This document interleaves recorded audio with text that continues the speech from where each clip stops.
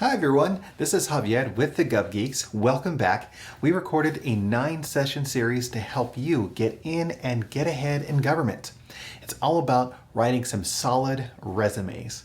Okay, so for this week, we're talking about using GSA Advantage. What is GSA Advantage? This is the General Services Administration's website that they have created similar to like Amazon. If you're going to go to Amazon, you just type into the search bar what you're looking for, and then from there you see the products that fit those needs. GSA Advantage is very similar to that. You go to the site, you choose if it's a service or a product or a supply, you type it into the search bar, and then you find the organizations that do that type of work. Well, why is GSA Advantage such a great thing for resume writing? Well, let me tell you this. It's fantastic because it describes the skills and the qualifications and the pay rates for the individuals that do that work. So quite simply, you can go to GSA Advantage, type in whatever your job title is, find the agencies or organizations that are looking to hire for that type of work, or the companies that are selling that type of work, and then from there, find out tons of resources and information. You can see how a person is qualified or not qualified for a certain level, and how much typically the government pays for those services. All right, so first up, search services by job title. At the very top in the search bar, there is a little drop-down box. Click that and then go to the services area. Then write in your job title. Once you hit search, you're going to get a ton of corporations and companies that provide those services to the government. From there, you can just click directly onto the name of these organizations and pull up their GSA Advantage really negotiated contract. They've already gone through the process of working directly with GSA to say, these are the types of services, this is the cost, and this is the value that the government is getting. So as you're looking for your job title in that document, you can see what the educational requirements are, how much the rates are for those different positions, and also really why those types of jobs exist, what the main goals or objectives are for them. So as you're looking at this, you can begin to do a little bit of an analysis. You can say to yourself, okay, well, what is it about this position that a person would be qualified for? I mean, do they have the right types of degrees? Do they have the right types of experiences? What skill sets are they looking for? Are there certifications? Things like that. That can give you a better sense of determining if you have the qualifications necessary for that right area. So, searching by job title. The next thing is to really research the qualifications. So I talked a little bit about looking at the types of experiences and degrees and all of that as well. But you want to think of it holistically.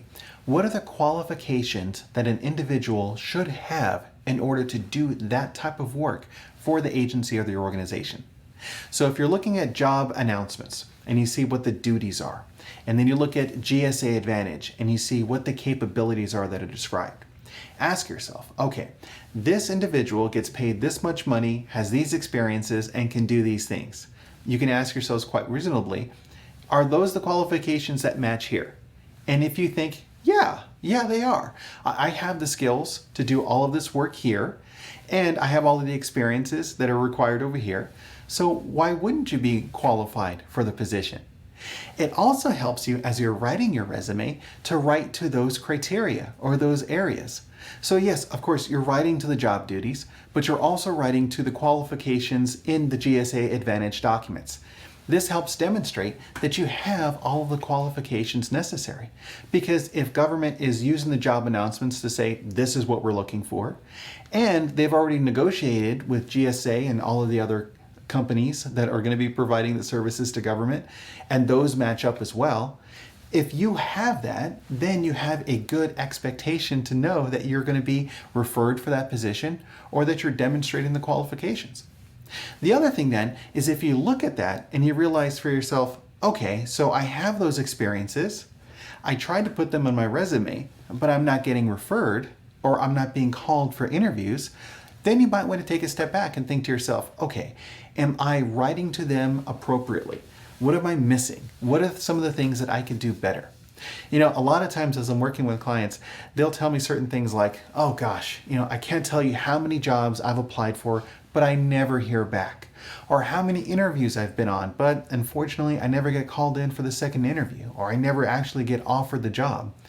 It's a whole lot easier to kind of feel, frustrated about the process or even down on yourself about where you are. But this is one of the tools that you can use to find out if your qualifications are really coming through. Then you know how to make some tweaks to help your resume really get seen. Okay, so the third and final thing on using GSA Advantage is probably one of the most fun ones. Use the salaries. Okay, so if the government is willing to pay for the services at a certain rate, and then you also look at the positions that people are hiring for, and you see the band of salary that's there, it's easy for you to think to yourself, okay, if I know this information, what are you worth? What's the value that's there? So say, for instance, you've gone through the resume writing process, you've gone through the interviews, and now you've been offered a job letter or a job offer, how much should you ask for in salary? They'll say, here is the base salary. Then you can go back and say a 5% raise or more benefits or something else that would be appropriate for you. And you could know, based upon the research that you've done, how much money is reasonable for you to earn there in that position. This is especially great if you're working outside of government and you want to get a job in government. Then you could say, okay, well, I know that, based on market research, that they pay this amount for this type of service or type of a skill set. So if they're paying that, why aren't they paying you that? Why isn't that something that you should look for? Sometimes a hiring manager honestly just doesn't even know that that is something that's there. They could look at it and think, okay, well, you're starting at this grade and you're going to start out at a step 1. Well, that's where the room for negotiation comes into place. The more of this you have worked out ahead of time, the easier it's going to be for you to get what you're looking for. So there you go. Use GSA Advantage. Some of the things that we said as to why it's such a great thing to use this site is to search for services by job title. You can see all of the available positions that are out there and what agencies and organizations are looking for. Second, you can research the qualifications. Figure out, if I do a gap analysis, what are you missing? What are the qualifications that you need? Is it more training, more education? Do you have too many of the trainings in the education? Are you going for the wrong level? Are you overly qualified? Are you underly qualified? This is a way to find out. And then lastly, researching the salaries. So you can know that you are making the type of salary that is going to be meaningful for you. That's going to be great. There you go. Those 3 tips on using GSA Advantage. Thank you so much for your time. I really appreciate your engagement and I look forward to seeing you in the next one. Take care.